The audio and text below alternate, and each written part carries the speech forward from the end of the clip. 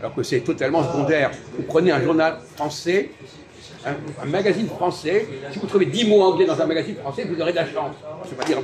Alors qu'il y a 1000 mots français en anglais. Alors quel rapport? Pourquoi disent des trucs aussi nuls? Alors allons-y. Qu'est-ce qui pousse les gens à mentir? Ben, c'est de ne pas connaître Monsieur Algros. Non, c'est le système. Non. Tu vois, parce qu'ils sont contre le français. Ah, ils sont contre le français. Voilà, ils veulent montrer que le français est nul, et donc ils vont trouver n'importe quel argument pour dire qu'il y a une... Donc les gens qui parlent comme ça sont des gens qui détestent le français. Ah moi non, au contraire. Ah ben, là, si tu es le français, tu ne dirais pas des conneries pareilles. Je suis contre l'anglais. Mais la preuve est là. Quand quelqu'un fait des choses, ça prouve ce qu'il est.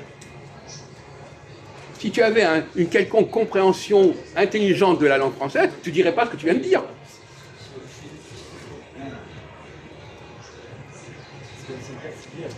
Et toi, tu aimes le français? Non, mais tu ne connais pas la langue française, tu ne sais même pas comment elle fonctionne. Bon, on va pas continuer. Les gens croient que parce qu'ils parlent français, ils connaissent la langue française. Absolument pas. Ils ne connaissent pas son fonctionnement réel. Ça, c'est l'illusion. Je parle français, donc je connais la langue française. C'est une plaisanterie. Oui, c'est une excuse, en fait. Comment? Oui, c'est une excuse. Alors, tous les gens comme ça dans la rue qui connaissent la langue française sont des grands spécialistes du français, forcément, puisqu'ils parlent le français. Ils parlent. Bon, alors, on va continuer encore 1 minute là-dessus, mais c'est le genre de sujet, c'est comme la politique d'ailleurs, où les gens disent absolument n'importe quoi.